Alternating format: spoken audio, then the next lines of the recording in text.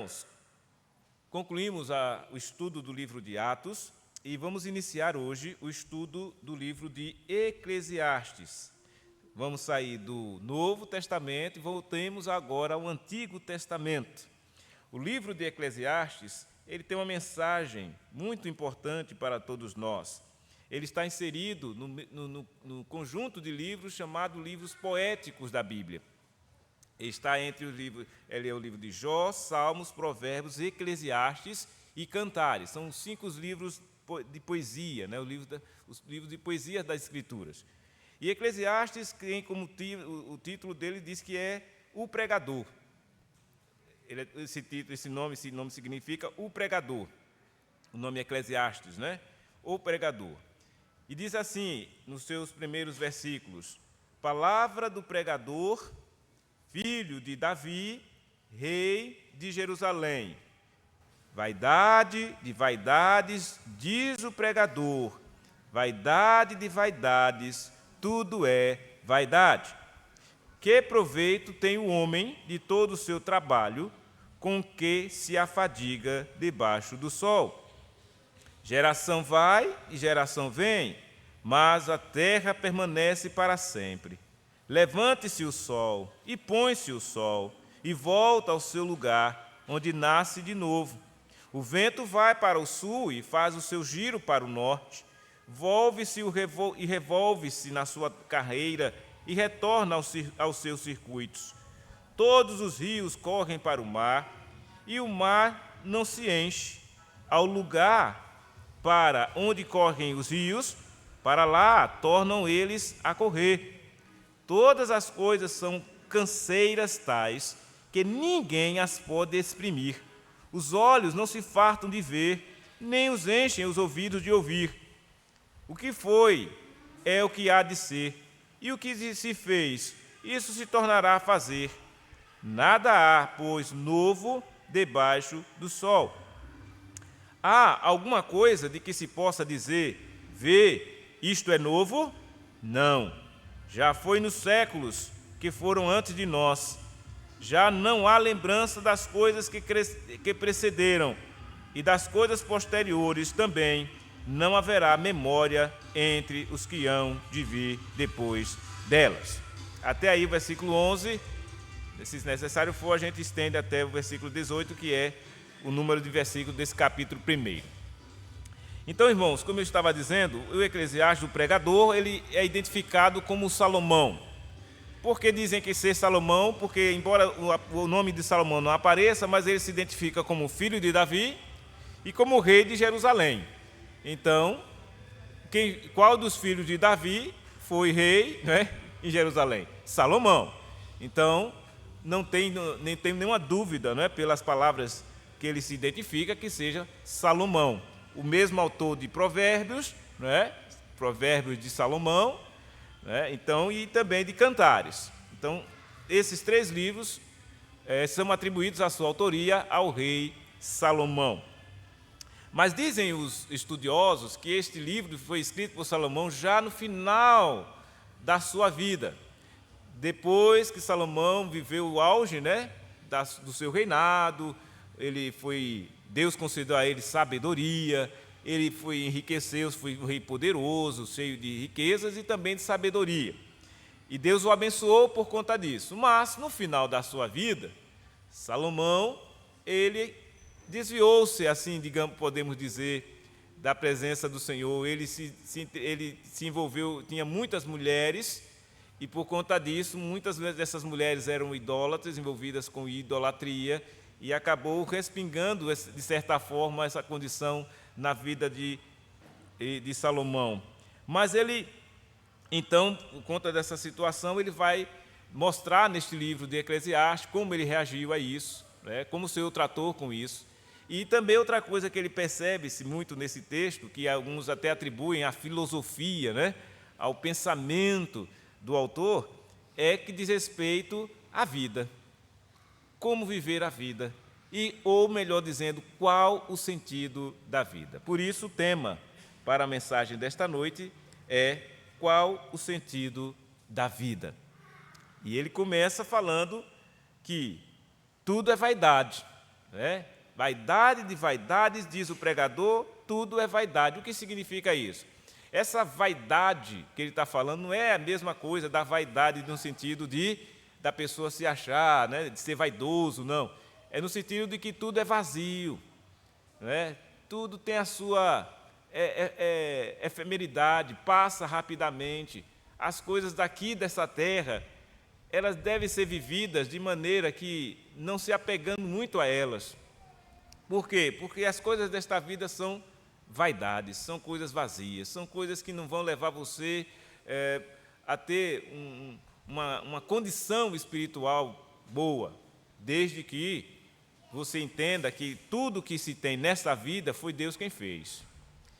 E, portanto, você e eu devemos usufruir delas, mas não fazer delas o nosso ídolo, porque se você fizer isto, você está se tornando alguém vazio, alguém que está cheio da vaidade.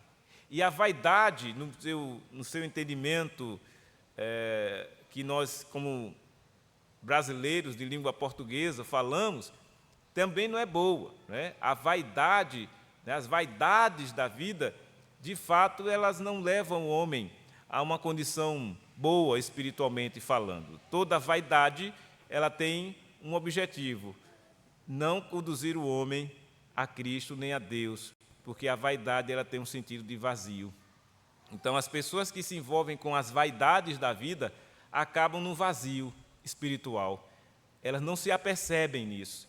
E, geralmente, o vaidoso, né, ele acha que está sendo o centro das atenções, ele se acha o que atrai os olhos das pessoas, mas, na verdade, no fundo, aquela pessoa está vazia.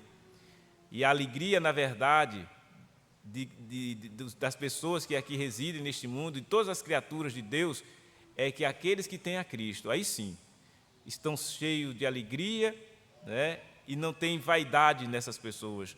Os filhos de Deus, o que tem é o preenchimento do Espírito em suas almas. Mas vamos então pensar um pouco sobre isto. Ele fala aqui: que proveito tem o homem de todo o seu trabalho, com que se afadiga debaixo do sol. Olha, irmãos, aqui ele não está instigando os homens a ficarem preguiçosos, nem deixar de trabalhar, não. Lembre que o trabalho dignifica o homem. Trabalhar foi algo que Deus estabeleceu desde a criação. Quando Deus criou todas as coisas, colocou Adão lá no jardim e disse: cultive, Adão, o jardim. Guarde e cultive o jardim. Então, o trabalhar é bênção. O trabalhar visa tão somente a glorificar a Deus também. No entanto, nós sabemos que por conta do pecado, o trabalho trouxe a fadiga. E quando você trabalha tão somente por causa do trabalho em si, e não para a glória de Deus, de fato, esse trabalho vai se trazer fadiga. E ele diz: que proveito tem o homem de todo o seu trabalho com que se afadiga debaixo do sol? Que proveito tem se você não fizer isto para a glória de Deus? Vai ser um afadigar que não vai chegar a um descanso. Mas quando você trabalha visando a glória de Deus, vai ter um resultado positivo o seu trabalho, mesmo com fadiga. E é isso que vamos aprender no decorrer do estudo deste livro. Outra coisa que ele nos chama a atenção no início desse livro é a questão da eterna mesmice, ou seja, não há nada de novo sobre a terra. Deus criou todas as coisas. Geração vai e geração vem, mas a terra permanece para sempre. Nós já estamos em 2021, século 21, ou 2025, né? Século 21. E o que muda? A tecnologia, né? A expansão, a população aumentou, mas se você for analisar do ponto de vista espiritual, as condições da humanidade são as mesmas. Existe o povo de Deus, salvo por Ele, os escolhidos de Deus que foram salvos, estão sendo salvos e serão salvos, aqueles que estão dentro da eterna aliança que o Senhor Deus fez na eternidade com o seu Filho, Deus Pai, o Deus Filho e o Deus Espírito Santo, para manter e preservar o seu povo eleito, e no decorrer da história o que vem acontecendo? A história vem sendo acontecendo para provar e estabelecer aquilo que Deus, o Pai, estabeleceu desde a eternidade. Então, geração vai, geração vem, mas a terra permanece para sempre. O que está acontecendo no mundo é cumprimento daquilo que Deus, o Pai, decretou na eternidade. O Senhor Deus diz em várias partes das Escrituras que no final dos tempos vai acontecer isso e aquilo outro. E aí, vez por outra, a gente vai e observa. Semana agora que passou, mais um terremoto. Não é o primeiro, nem será o último, mas aconteceu mais um terremoto. Lá em Mianmar, milhares de pessoas morreram, esses dias agora passados. Aí alguém vai dizer, olha, aconteceu aquilo, e será que aquilo ali Deus não viu? Deus não pode fazer nada? Pode. Nada do que acontece neste mundo foge ao controle de Deus. É como nós temos estudado às quintas-feiras a respeito da providência do Senhor, sobre todas as coisas, as obras más e as boas também. Então, vai passando geração, vai acontecendo as coisas, mas tudo permanece como Deus quer que seja. Todas as coisas estão acontecendo como Deus quer que seja. O sol se levanta, o sol se põe e volta ao seu lugar, onde nasce de novo. Então, ele está falando aqui dessa coisa da criação, como foi criado, né, do pôr do sol, do nascer do sol, e, de fato, é assim desde que foi criado. Né? Desde a criação, permanece da mesma forma. O sol nasce, o sol se põe. Também o vento vai para o sul, né? E o vento faz o seu giro para o norte, volve-se, revolve-se na sua carreira e retorna aos seus circuitos. Então, em tempos, o que acontece? As ventanias, os ventos que dão em determinado lugar, tem os fenômenos, chamado laninha e outros mais, que é os ventos exatamente como ele está descrevendo, que circulam, que vai para um lado, volta, muda a direção. E isso tudo, irmãos, acontece sob o controle de Deus. E nada disso muda, porque é assim mesmo que acontece, é sazonal, é tempos em tempos. Nós estamos agora, finalizamos o verão, estamos no outono, daqui a pouco chega a estação das chuvas, e isso é corriqueiramente, todas as vezes é assim, todos os anos se repetem, é a mesma coisa, ano após ano, geração vai, geração vem. Também, todos os rios correm para o mar, e o mar não se enche. Verdade também, essa movimentação dos rios se dá desde quando Deus criou e continua da mesma forma. O único momento que isso aqui saiu dessa, digamos assim, lógica da criação, foi quando o próprio Deus determinou o dilúvio. E aí sim, os rios e o mar se encheram de tal maneira que cobriu toda a terra. O único fenômeno que aconteceu no mundo foi este, gerado pelo próprio Deus, e depois, o que é que Deus disse? Não vou mais destruir a terra por água. Então, e aí estabeleceu Deus uma aliança, um pacto, que foi feito e foi visto como? Pelo sinal do arco-íris. Fez com Moisés aquela aliança. Então, quando nós vemos o arco-íris, lembramos da aliança que o Senhor fez com Noé, que a terra não vai ser mais exterminada por água. Vai chover bastante? Vai, mas não vai ser como um dilúvio. Não vai ser como foi daquela vez. Então, isso por quê? Porque Deus assim estabelece, desta maneira, e está assim acontecendo, como Deus quer que aconteça. Enfim, os rios correm para o mar não se enche, ao lugar para onde correm os rios, para lá tornam eles a correr. Então, essa mobilização, esse movimento dos rios, também permanecem da mesma forma como Deus criou.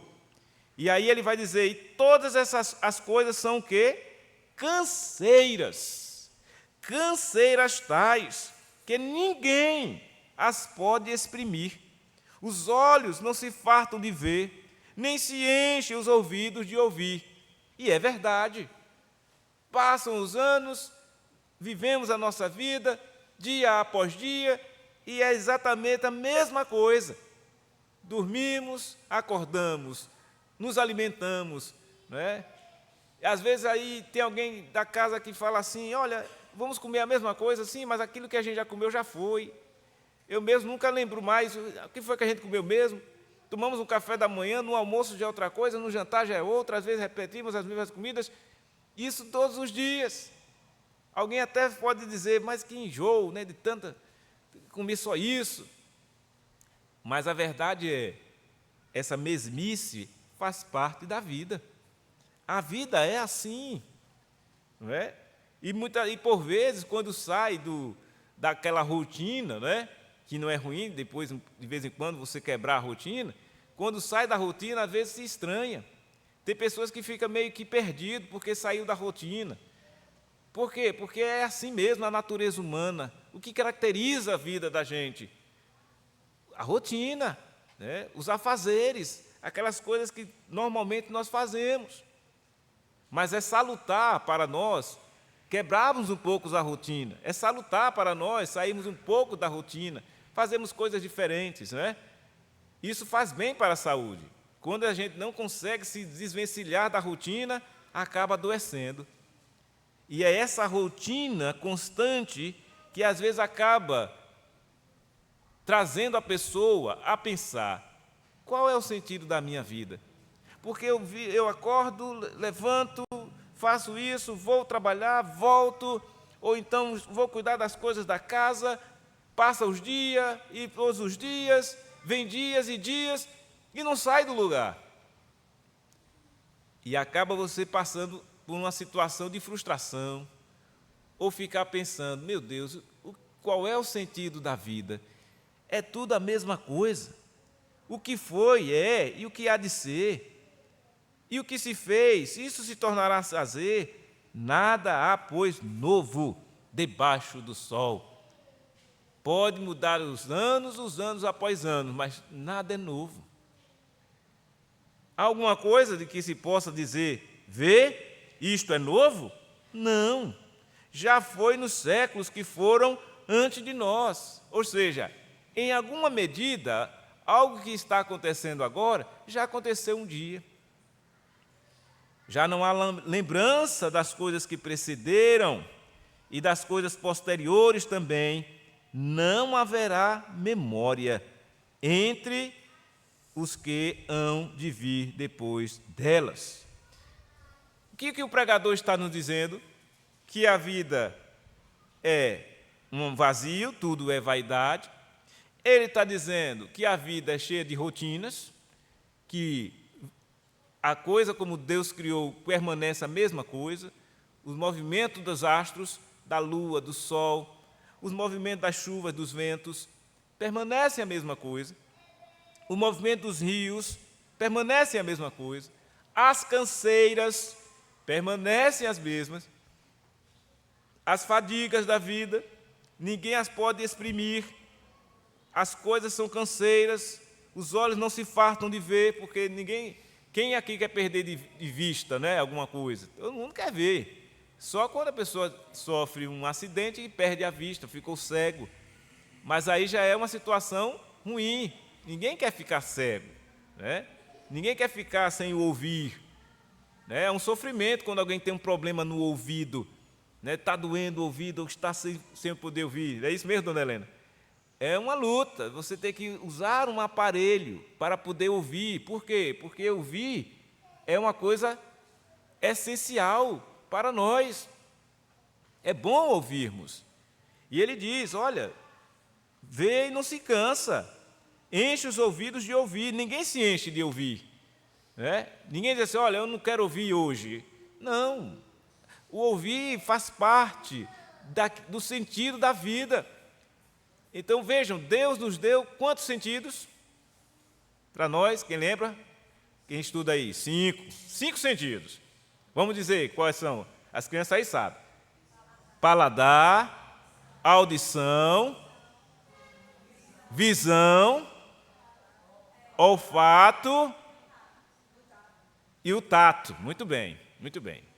5, coisas que Deus nos deu e que fazem parte do nosso viver. E são essenciais para nós. Quando falta um deles, a gente sente falta. E ninguém fica reclamando, não é verdade? Quem vai reclamar? Meu Deus, hoje estou vendo tudo. Ninguém vai reclamar disso. Estou ouvindo tudo. Ninguém reclama disso. Ou consigo pegar as coisas. Ninguém reclama disso. Agora, tire um deles para você ver. A reclamação que é, a murmuração, as dificuldades, as lutas que é. Mesmo assim, tem aqueles pessoas que demonstram superação, mesmo não tendo um desses sentidos da vida, desses sentidos no seu corpo, eles acabam se superando. E uma coisa interessante que eu percebi, que quando alguém não tem a visão, Deus concede uma boa audição. Eu digo isso porque uma senhora, de muito tempo, eu a conheci, ela já faleceu, ela era da nossa igreja lá em Aracaju, o nome dela é Dona Elvira, e ela tinha uma facilidade imensa de memorizar as Escrituras. Ela era cega. E aí um irmão, toda tarde, ia lá e lia as Escrituras para ela. Resultado, ela conseguia memorizar passagens inteiras das Escrituras. E aí, quando nós íamos lá fazer o culto na casa dela, ela, todo culto, tinha que deixar o momento dela recitar o salmo. E aí ela dizia, eu vou recitar o salmo tal. E aí dizia, a gente abria a Bíblia, ia acompanhando, e ela ia dizendo, e recitando, e certinho dava. O salmo recitava ela, o salmo, e a gente ia conferindo nas Escrituras. Bonito isso, né? Mas, por outro lado, a gente analisava, olha como Deus faz, né? Ela perdeu a visão, mas Deus deu uma capacidade dela, pelo ouvir, memorizar a palavra e dizer isso de cor. Mas veja, nós com visão, com ouvido, não é? Temos muita dificuldade, não é? Ou não é? De memorizar um texto inteiro, não é? A gente até consegue alguns menores, assim, como o Salmo 23, o Salmo 100, dá para a gente memorizar, são pequenos salmos, mas um salmo de 20, 30 versículos, 40, ela dizia, inteirinho, de cor. Então, por quê? Porque Deus é gracioso, irmãos. Se alguém perder um dos sentidos, Ele favorece outros, e a desenvolver outros. Então, é muito importante que a gente possa compreender que esses sentidos que nós temos, do tato, do olfato, da audição, do paladar, são essenciais ao ser humano. Um ser humano normal, um ser humano com todos esses sentidos, ele consegue desenvolver a sua vida, o seu dia a dia. Ao faltar um desses, é um sofrimento. Ele fica limitado na sua vida. Isso é com qualquer um. Que faltar um desses sentidos, você fica limitado. Por exemplo, você vai para um lugar, aí se você não tiver audição, você não vai compreender o que está se conversando. Você não vai entender o que as pessoas estão dizendo. Ou se você não tiver a visão, como é que você vai conseguir? Né? E tem lugares, aí é uma grande reclamação de um modo geral, né? Que as cidades, na sua maioria, não são preparadas para atender pessoas com esse tipo de deficiência. Quantas pessoas reclamam, né? Eu já vi diversas reportagens de cidades que, por exemplo, cadeirantes, as estruturas das cidades não permitem o andar do cadeirante, porque senão ele vai sofrer um acidente, vai sofrer um dano. E diversas situações acontecem. Por quê? Porque isso faz parte da vida humana caída. E a vida humana caída leva o homem, de fato, a frustrações, leva o homem, de fato, a vazios, leva o homem, de fato, a ficar entediado pela mesmice das coisas. Mas quando o homem percebe que ele vive por causa do Criador, quando o homem se aperceber que, na verdade, a vida que temos é dom de Deus, e aí, ao perceber isso, a coisa muda. Adeus fastio, adeus frustração, adeus tristeza, porque você começa a perceber a graça de Deus, na sua vida. E a graça de Deus presente em nós muda essa tristeza, esse desânimo, o viver puramente como uma coisa vã, vazia, porque só Cristo adentrando a vida do ser humano, criado por Deus, é que vai trazer sentido para ela. Então, qual é o sentido da vida? É a pessoa ter Cristo em seu coração. Isso vai trazer sentido para a sua vida. Se tirar a Cristo da vida de quem quer que seja, essa vida vai ser só vaidade, vazio. A pessoa vai ficar só no limite da criação de Deus. Sem Cristo, é um viver vazio. E isso é tão verdade que o apóstolo Paulo disse assim: para mim, o morrer é lucro. Porque ele disse, eu estando com Cristo, isso é incomparavelmente melhor. Então vejam a motivação que havia no coração de Paulo. Não é que ele estava desfazendo da vida aqui humana, não. Mas ele tinha a expectativa da vida do porvir. Ele sabia que podia e vivia neste mundo aqui, e ele tinha uma missão para cumprir. Paulo sabia que tinha que levar o Evangelho, como o fez e levou o Evangelho, como nós acabamos de ver em Atos.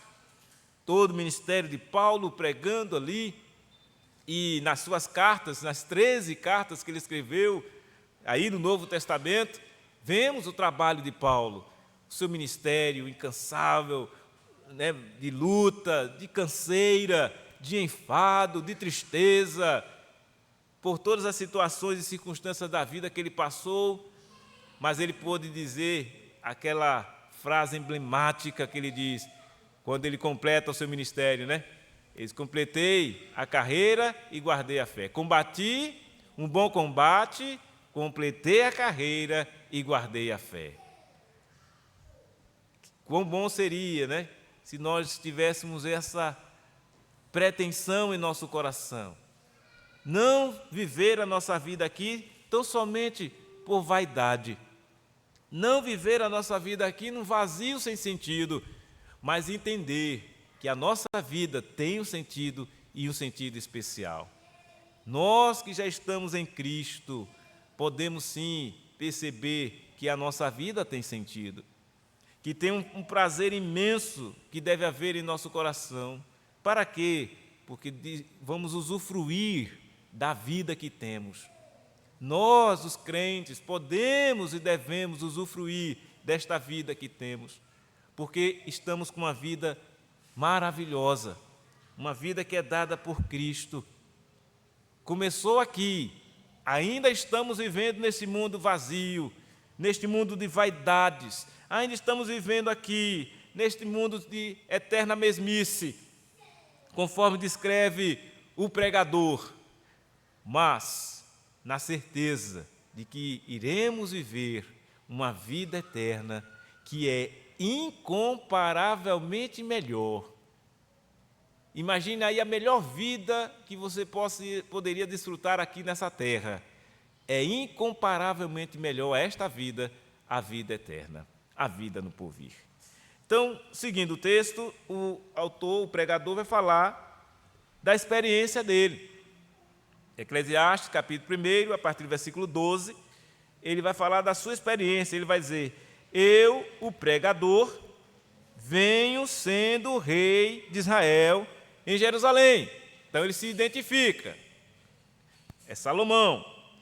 Apliquei o coração a esquadrinhar e a informar-me com sabedoria de tudo quanto sucede debaixo do céu. Este enfadonho trabalho impôs Deus aos filhos dos homens, para nele os afligir.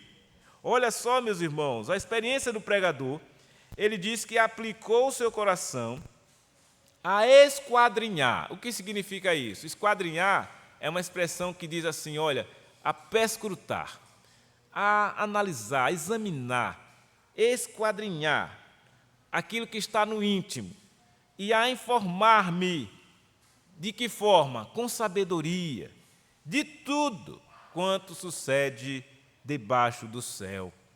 Então ele buscou, com sabedoria, entender o que se passa, se informar o que se passa debaixo do céu.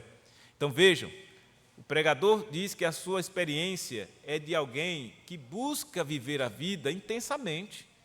Não é alguém que fica prostrado, depressivo, desanimado com viver. Não.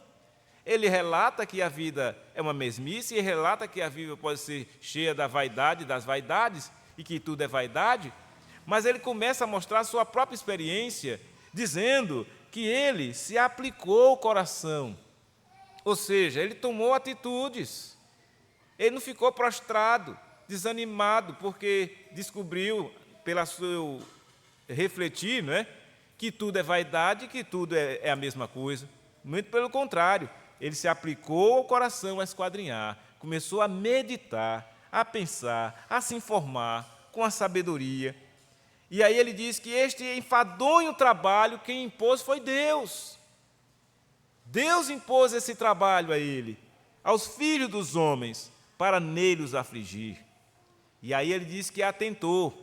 Atentei para todas as obras que se fazem debaixo do sol. E eis que tudo era vaidade e correr atrás do vento. Olha que ensino, meus irmãos, o pregador está nos dando aqui, o livro de Eclesiastes. Ele se deu conta de que ficou atento a todas as obras que se fazem debaixo do céu. Ou seja, tudo o que acontece, o que ocorre. E o que ele percebeu? Que tudo é vaidade. Tudo era vaidade. Por que ele percebeu isso? Na sua ótica, ele percebeu que as pessoas estavam vivendo de si para si mesmo. Por isso que era vaidade. Tudo que se era feito debaixo do sol era vaidade, era correr atrás do vento. Porque essa é a condição, de fato, geral da humanidade. O que é que os homens estão fazendo? Correndo atrás do vento. Por quê? Porque não se volta para Deus, porque não quer servir ao Senhor, porque não querem fazer nada para a glória de Deus, querem fazer para si mesmo. Então, estão correndo atrás do vento. Isso é uma constatação de quem vive a sua vida tão somente criada, dada por Deus, porque ninguém vive se não fosse por Deus. Todo mundo quer ser vivente, vive porque Deus assim o fez. Toda criatura, mesmo aqueles que não reconhecem, está aqui vivo hoje no mundo porque Deus lhe concedeu esta vida. Mas quando esses homens que começam a crescer, a chegar à sua idade adulta, mas não, esquecem de Deus, ou nem mesmo reconhecem Deus, muitos até negam que Deus existe, é o ateu, não é? O louco, o insensato, lá do Salmo 14, que diz que Deus não existe, e está aí no mundo. Então, essas pessoas, de fato, vivem as suas vidas na pura vaidade, no vazio. E, por vezes, são pessoas até abastadas, humanamente falando, financeiramente falando. Têm condições boas de vida, humanamente falando, mas a alma está em frangalhos. A alma está vazia, a alma está sem sentido. E por isso, vez por outra, a gente vê no noticiário, fulano tal, perdeu a sua vida. Ué, uma pessoa tão... ninguém diria, como pode uma tragédia dessa? Morreu porque estava no vazio da sua alma. Estava com o coração correndo atrás do vento, perdeu o sentido da vida. Aquilo que é torto não se pode endireitar, e o que falta não se pode calcular. Disse comigo, eis que me engrandeci, e sobrepujei em sabedoria a todos os que antes de mim existiram em Jerusalém. Com efeito, o meu coração tem tido larga experiência da sabedoria e do conhecimento. A experiência do pregador é esta. Ele buscou ao Senhor. Ele diz, ele se engrandeceu. sobrepujou em sabedoria. Então foi Salomão mesmo e aconteceu isso. Ninguém mais houve mais sábio do que, né, Salomão, desde o tempo que ele surgiu. E ele é citado até lá nos evangelhos, lembram? Como quando Jesus falou lá no Mateus 6, né? Em Mateus 6, quando ele estava relatando, a partir do versículo 25, quando ele estava relatando a respeito da ansiedade, né? Do viver ansioso, olha o que ele diz aqui. Em Mateus 6, ele falou assim, ó. Mateus 6, deixa eu abrir aqui para os irmãos. A partir do versículo 25, né? Eu vou ler o 29, que é o que nos interessa aqui. Ele fala assim: eu, contudo, vos afirmo que nem Salomão, olha, o pregador lá, o autor de Eclesiastes, nem Salomão, em toda a sua glória, se vestiu como qualquer deles. Ele está falando do lírio do campo, olha. Ele, por que andais ansiosos quanto ao vestuário? Considerai como crescem os lírios do campo, eles não trabalham nem fiam. E eu, contudo, vos afirmo que nem Salomão, em toda a sua glória, se vestiu como qualquer deles. Então vejam, nem Salomão, com toda a sabedoria dele, foi comparado ao lírio do campo, que foi criado por Deus, ele cresce e logo depois murcha. É nesse sentido que Salomão está dizendo que tudo é vaidade, tudo é passageiro, tudo tem seu tempo, tem seu limite aqui na terra. Aqui na terra, esse ciclo de vida tem o seu fim. Vive-se, nasce, cresce e morre. Nasce, cresce e morre. É o ciclo da vida. Então, ficam-se as pessoas cheias de vaidade, cheias de apego à matéria, nem se preocupam com suas almas. E aí, nesse sentido, tudo é vaidade, é correr atrás de vento. Ah, que adianta ficar dessa maneira? E aí vem o ditado popular, né? As pessoas dizem, fulano, as pessoas vivem brigando por seu dinheiro, por suas heranças, por isso e aquilo. O que adianta essa briga, porque morre e não leva a nada. É vaidade, é correr atrás do vento. Essa vaidade humana, né, de querer as coisas, de isso e aquilo. E o que adianta? Porque o fim virá, e o vazio vai existir. Vai chegar o fim de todas as coisas. Mas o Senhor diz, e o pregador também, pela sua experiência de vida, ele está dizendo, eu apliquei, versículo 17, eu apliquei o coração a conhecer a sabedoria. Então percebam, irmãos, aí já vem a resposta à pergunta do tema desta noite. Qual é o sentido da vida? É conhecer a sabedoria. E ele diz, eu apliquei o coração a isso, a conhecer a sabedoria e a saber o que é loucura e o que é estutícia. E vim a saber que também isto é correr atrás do vento. Porque na muita sabedoria há muito enfado. E quem aumenta a ciência, aumenta a tristeza. Quanto mais se conhece das coisas, muitas vezes vai trazer um problema para a vida da pessoa. Aí eu lembro exatamente do Éden. Lembram? Qual era o nome da árvore que não era para comer do fruto? A árvore do conhecimento do bem e do mal. Não era para comer.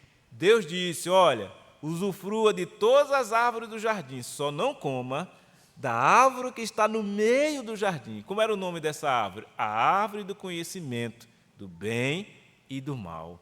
Não era para comer. Mas o que aconteceu? O homem comeu. E quando ele come dessa árvore, por isso que o sentido da vida estremeceu. Porque Deus disse, se você comer, certamente morrerás. Ou seja, o homem estava em suas mãos a responsabilidade de manter-se vivo ou morto. A obediência a essa ordem divina garantiria a este homem a vida eterna, garantiria a este homem viver em paz, harmonioso, tranquilo, frutífero, próspero. Mas o homem resolveu comer da árvore que Deus disse para não comer. E era a árvore do conhecimento. E aquele conhecimento não foi bom para ele. O conhecimento daquela árvore trouxe o mal para o homem. E aí esse conhecimento causou um dano terrível na vida do homem. Por isso que ele está dizendo, e quem aumenta a ciência aumenta a tristeza, porque há muita sabedoria, há muito enfado. E aí você vê quantas pessoas aí tão sábias, humanamente falando, mas a sabedoria do mundo é nada, é vaidade, é vazia para Deus. Mas tem muita gente aí inteligente, sabida, falante, falando tantas coisas na internet, se pousando, de paladino da sabedoria, e, no entanto, enfadado, no entanto, triste, com tanta ciência. Sabem por quê, irmãos? Uma sabedoria que não é para com Deus é vã. A sabedoria dos homens é vã. Essa sabedoria que, embora venha de Deus, mas os homens a contaminaram com o pecado. Paulo fala disso nas suas cartas. Ele faz esse contraste entre a sabedoria de Deus e a sabedoria dos homens. Tiago também fala disso. Tiago mostra esse direcionamento importante com relação à sabedoria. Veja o que ele diz, como obter a sabedoria. Aí Tiago vai e diz assim: se porém alguém de vós necessita de sabedoria, peça a Deus. Mas os homens sábios deste mundo dizem assim: eu sou sábio por mim mesmo, eu fui sábio porque eu me debrucei nos livros, eu aprendi e por isso a sabedoria é minha. Mas aí vem a palavra de Deus e diz: se você quer ser sábio, peça a Deus. E Deus é quem vai dar a todos. Sabe de que maneira? Liberalmente. E nada lhes impropera e ser-lhe-á concedida. Nada vai impedir de Deus lhe conceder a sabedoria se você buscar na fonte certa. E a fonte é o Senhor. E ele segue: e você peça essa sabedoria, porém, com fé. Está vendo? Não se pode desvencilhar a sabedoria da fé. Quando pedir a Deus a sabedoria, peça com fé, nada duvidando, pois o que duvida é semelhante à onda do mar, impelida e agitada pelo vento. Não suponha esse homem que alcançará do Senhor alguma coisa. Homem de ânimo dobre, inconstante em todos os seus caminhos. É este homem que é o homem da vaidade, o inconstante, o inseguro, tão sábio aos seus próprios olhos, como também é condenável essa condição. Nos Provérbios diz: não seja sábio aos seus próprios olhos. Se alguém se colocar como sábio aos seus próprios olhos, vai ser inundado de tristeza, vai ser enfadado e vai perder o sentido da vida. Então, qual o sentido da vida? O sentido da vida é buscar o Senhor. O sentido da vida é buscar no Senhor a sabedoria. O sentido da vida é buscar essa sabedoria com fé em Jesus, o nosso Salvador. E aí sim você vai entender o que de fato faz sentido para você. Sem isso, meus irmãos, se for meramente uma busca intelectual, se for meramente uma busca religiosa vazia, não vai fazer sentido. Eis o porquê as pessoas estão aí vivendo neste mundo vazias, sem ânimo, sem expectativa, porque não vão em busca da verdadeira sabedoria em Deus, porque vivem tão somente pela eterna mesmice desse mundo, o viver por viver aqui na terra, sem expectativa, sem esperança neste mundo. Mas aí vem o Evangelho para trazer a esperança. Aí vem a palavra de Deus que diz agora: olha, há esperança. Se a nossa esperança em Cristo se limitasse a esta vida, seríamos os mais infelizes de todos os homens. E é exatamente o que o pregador está dizendo. É tudo vaidade, é correr atrás do vento. Por quê? Porque essas pessoas que estão aqui sendo descritas desta maneira, buscam tudo e todas essas coisas sem Cristo. É a pura natureza humana caída, que não vive mais na expectativa, não tem esperança de nada, vive a sua vida sem sentido, vai para um lado e vai para outro, trabalha-se a semana toda, aí às vezes chega no final de semana, eu vou fazer o quê? Eu vou curtir. Tem aqueles que vivem o tempo todo buscando algo para se preencher na bebida, na curtição. Final de semana, vamos curtir, vamos sair, fazer isso, fazer aquilo. E quando volta, começa na segunda-feira, vazio. Volta para o trabalho enfadado, porque perdeu energia e gastou energia com tantas coisas tolas deste mundo. É a falta de sentido para a vida. Mas para o cristão, não. Para os filhos de Deus, tudo tem sentido. Para nós, o que há de melhor é estar no domingo na casa do Senhor. Para nós, o que há de melhor é termos a palavra de Deus, a fonte da sabedoria. Para nós, o que há de melhor é cultivar uma vida digna dessa vocação a que fomos chamados, a viver uma vida santa, uma vida reta, uma vida de louvor e adoração ao Senhor. E isso sim faz sentido para a vida. Porque se nós não tivéssemos, irmãos, essa alegria de estar aqui a servir ao Senhor, a adorar o nosso Deus, certamente estaríamos enclausurados em alguma coisa, ou nos perdendo por aí nas curtições deste mundo. Mas louvado seja Deus, porque nos deu a graça de estarmos aqui nesta noite, de ouvirmos a sua palavra, de sabermos que agora temos a alegria em nossos corações, de sabermos que verdadeiramente sabemos o sentido da vida para nós, que não é simplesmente o correr atrás de vento, não é atrás da vaidade deste mundo, mas é sim fazer as coisas para a glória de Deus. Resumindo aquilo que diz no nosso breve catecismo, o catecismo maior, qual é o fim principal do homem? O fim principal do homem é glorificar a Deus e gozá-lo para sempre. Se assim fizermos, irmãos, teremos sentido para viver. A nossa vida é outra em Cristo. A nossa vida é outra. Passamos por lutas? Passamos. Dificuldades? Sim. Tristezas? Também. Aflições? Muitas. Mas não perdemos a esperança no Senhor Jesus. Cremos, sim, que estamos a viver uma vida, tempos difíceis, é verdade, esse que estamos vivendo, mas não são tempos que vai nos tirar a paz que só Jesus nos deu. Não vai tirar, porque Jesus disse, a minha paz eu vos dou e não vou lá dar como o mundo a dá. Essa paz que o mundo dá está dentro das vaidades, do vazio que muita gente pensa que tem, mas não tem a paz. A paz que Jesus dá é perene.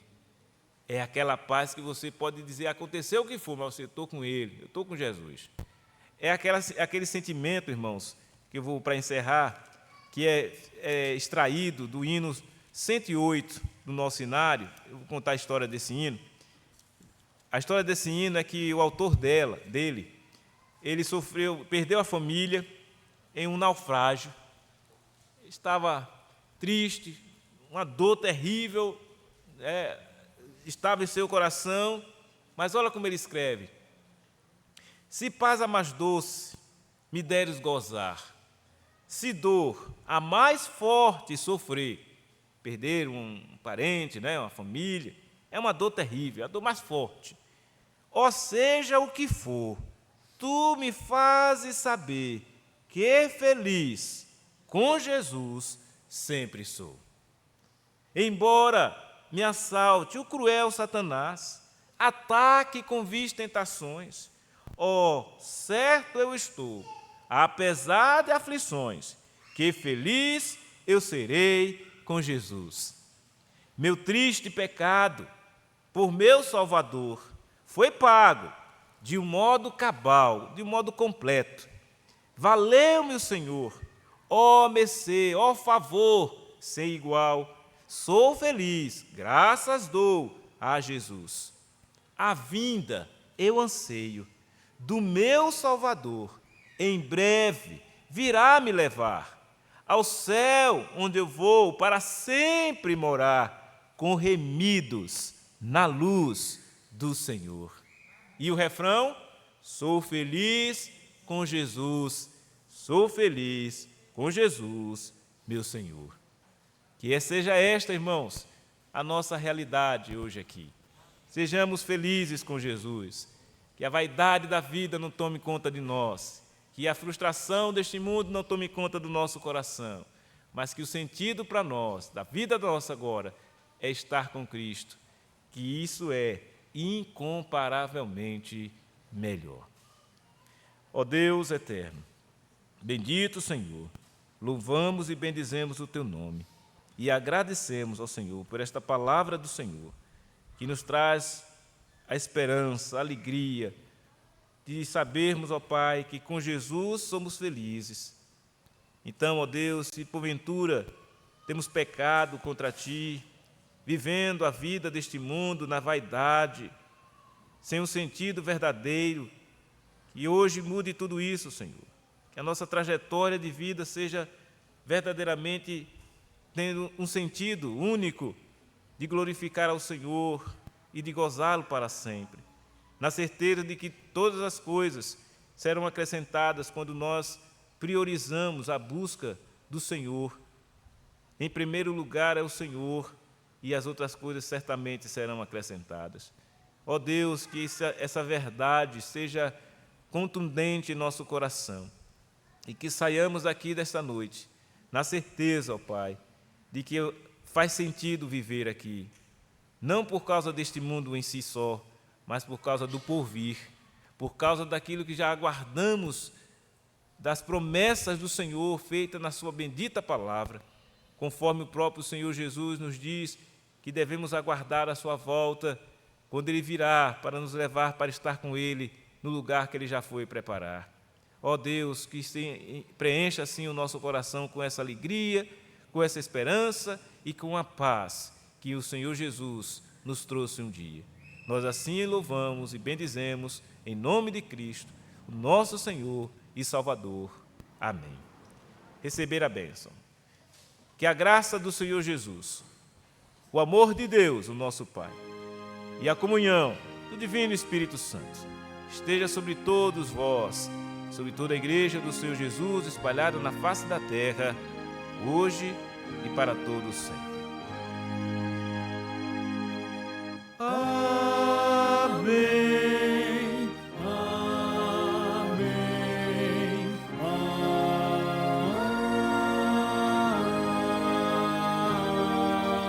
Amém. Irmãos, podem assentar.